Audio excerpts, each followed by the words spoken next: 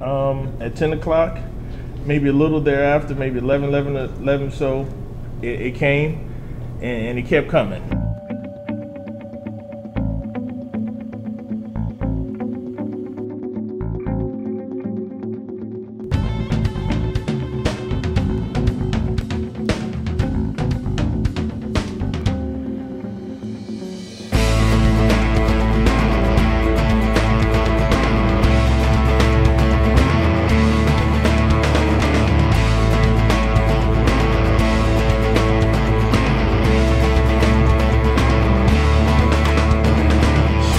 My name's Colby Basham. I'm the Utility Maintenance Supervisor at Public Works.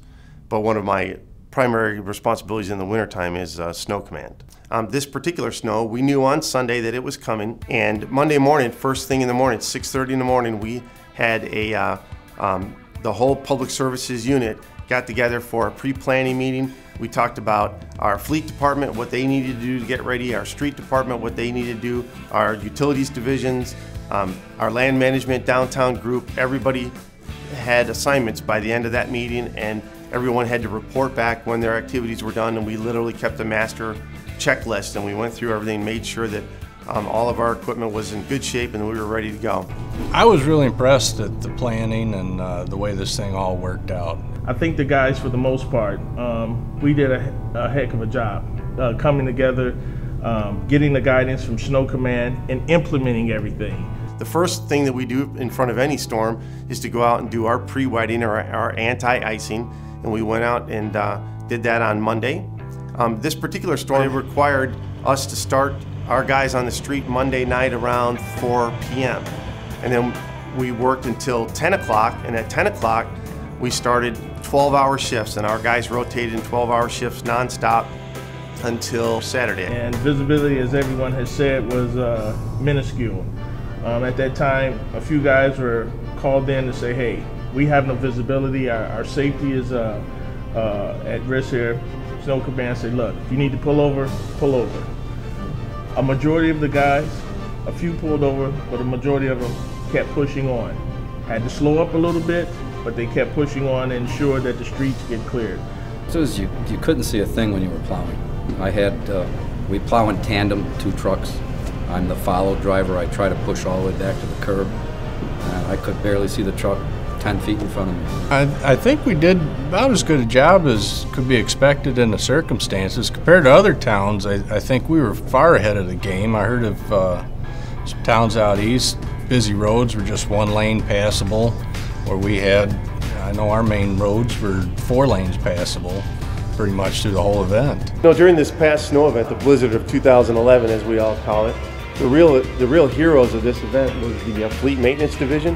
There's only 4 people that work out here, and these guys worked 12-hour shifts, sometimes 14 hours, and they worked non-stop. We are not intentionally trying to make your life harder as far as cleaning your drive approaches. Our primary responsibility is public safety, so that the police and the fire and the ambulances can get up and down the streets. And you know, the driveways and stuff that got plowed in, all of us, we have a home too, so we got to do this for 3-4 days and then go home and shovel out our driveways.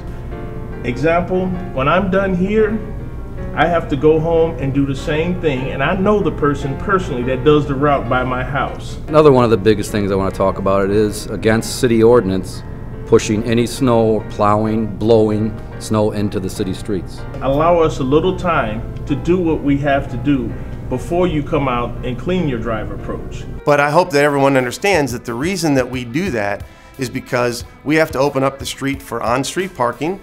We have to make sure that the post office has access to the mailboxes.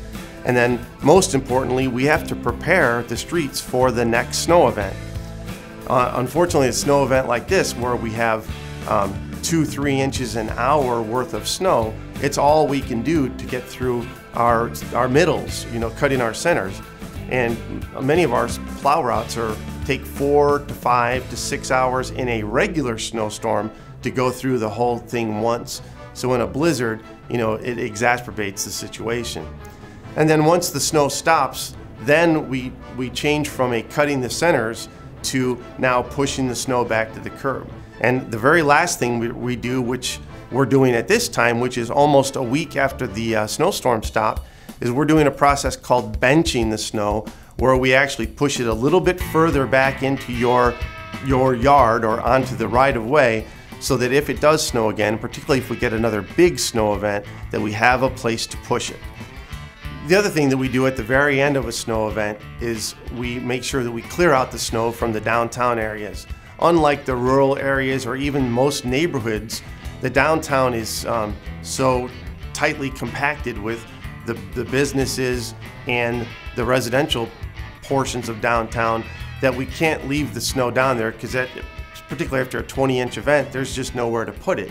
There's not enough curb along the side of the road to get it. So we embark on a pretty robust downtown snow removal, where we employ really large snow blowers again to blow the snow into the back of a truck, to where we use the grader to get the snows out into the middle of the street so we can easily pick it up with either a front end loader or a blower. And we literally, through manpower and machine, we put all the snow from the downtown area into the back of a truck, and we haul it off to a city facility somewhere where we have open property where we can dump it.